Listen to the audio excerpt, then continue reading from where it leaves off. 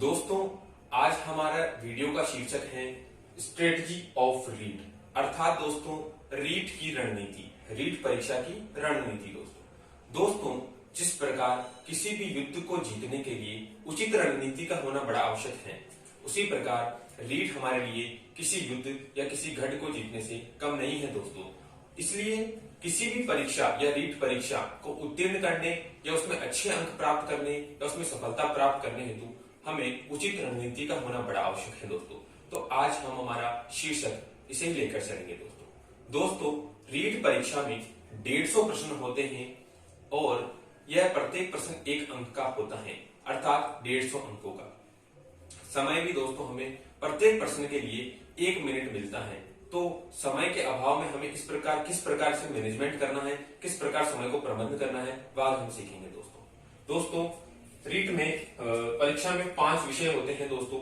Level first में 5 विषय होते हैं, जिसमें 2 भाषाओं का चयन करना होता है। इसमें लैंग्वेज फर्स्ट और लैंग्वेज सेकंड होती है दोस्तों। लैंग्वेज फर्स्ट जिसमें आपकी अच्छी पकड़ है, आप उसे चुन सकते हैं, चाहे वह हिंदी हो, अंग्रेजी हो या संस्कृत, या दूसरी जो भी लैंग्वेज है जिसमें आपको थोड़ा कम रुचि है, तो आप उसे चयन कर सकते हैं एक वैकल्पिक विषय के रूप में। दोस्तों, सबसे पहले हम मनोविज्ञान की बात करते हैं। ये एक ऐसा विषय है जिससे हम कई बार अनभिज्ञ होते हैं, कुछ विद्यार्थी होते हैं जिन्हें ये नया देखने को मिलता है। वैसे तो दोस्तों हम बीएसटीसी और बीएड कार्यकाल में इनको देख लेते हैं, इस विषय से परिचित हो जाते हैं दोस्तों। दूसरा विषय हिंदी है, जिसे मैंने लैंग्वेज फर्स्ट के रूप में यहाँ चुना है। तीसरा विषय दोस्तों पर्यावरण अध्ययन है, ईवीएस है, जो कक्षा 1 से लेकर 5 तक, कक्षा 3, 4, 5 में चलता है दोस्तों। चौथा संस्कृत दूसरी भाषा के रूप में, लैंग्वेज सेकंड के रूप में चुना है। और चौथा है गणित।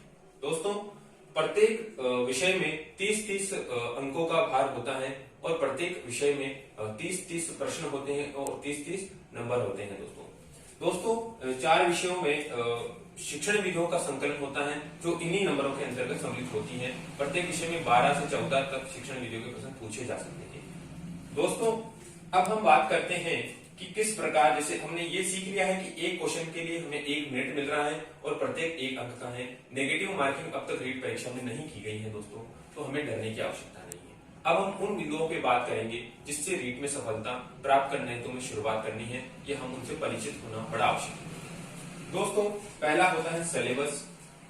दोस्तों, पाठ्यक्रम एक महत्वपूर्ण भूमिका निभा सकता है आपकी सफलता में। पाठ्यक्रम दोस्तों हमेशा आप उसे अपनी स्टडी टेबल पर रखें, 2 प्रतिलिपि कराएं, एक को अपने दीवार पे लगाएं और दूसरी को दोस्तों अपने हमेशा टेबल, स्टडी टेबल जहां पढ़ाई करते हैं उस स्थान पर होना बड़ा आवश्यक है दोस्तों। दूसरा दोस्तों, सिलेबस हमेशा हमें याद होना चाहिए कि हमारे इस परीक्षा में हमसे क्या क्या बिंदु पूछने वाले हैं, किस विषय में किस प्रकार कौन से टॉपिक पूछे जाएंगे दोस्तों। दूसरा बिंदु हमें लिख रखा है दोस्तों बुक्स, किताबें बड़ी अहम भूमिका निभा सकती हैं आपकी सफलता में। परंतु किताबें कैसी पढ़नी चाहिए, ऑथेंटिक्स बुक्स का हमें चयन किस प्रकार करना चाहिए, किन लेखकों की किताब हमें पढ़ना अति आवश्यक है दोस्तों। किताबों पर दोस्तों मैं एक अलग सी वीडियो बनाऊंगा कि हमें रीट के लिए कौन सी किताबें अत्यंत महत्वपूर्ण है, कौन से लेखकों की पुस्तक हमें पढ़नी चाहिए दोस्तों। चौथा दोस्तों है ऑल सब्जेक्ट्स आर इक्वल। किसी भी विषय को दोस्तों कम आंकना या किसी विषय को ज्यादा महत्व देना, ये हमारी सबसे बड़ी गलती हो सकती है दोस्तों। रीट में सबका भार समान रखा गया है, प्रश्नों की संख्या सब में बराबर रखी गई है, तो यानी प्रत्येक विषय अपने आप में एक अहम भूमिका निभा सकता है परीक्षा में सफल होने के लिए दोस्तों। हो सकता है किसी विषय में आपका आधार कमजोर रहा हो, जैसे गणित हो सकता है, मनोविज्ञान हो सकता है, हिंदी हो सकता है या कोई अन्य विषय हो सकता है, तो आप उसको ज्यादा पढ़ सकते हैं, उस पर आपको ज्यादा ध्यान देने की आवश्यकता है दोस्तों। किसी विषय में आपकी रुचि हो सकती है, वो आपको और भी ज्यादा अंक बार दिलाएगा दोस्तों।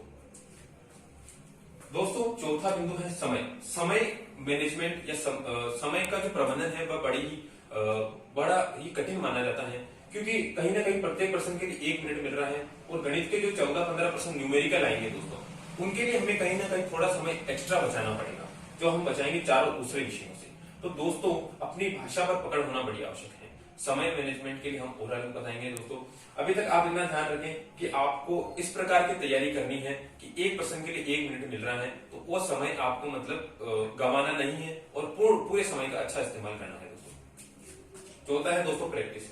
दोस्तों हम ये जानते हैं कि प्रैक्टिस के बिना कुछ नहीं हो सकता। जितनी हम ज्यादा प्रैक्टिस करेंगे उतना ही हमें सफलता मिलेगी। गणित के लिए प्रैक्टिस बड़ी आवश्यक है। किसी भी प्रश्न को जितनी बार हल कर सकते हैं उतनी बार हल करना चाहिए। दूसरे विषय की अगर बात करें दोस्तों, जैसे जैसे परीक्षा नजदीक आएगी मॉडल टेस्ट पेपर के बारे में मैं आपको जानकारी दूंगा।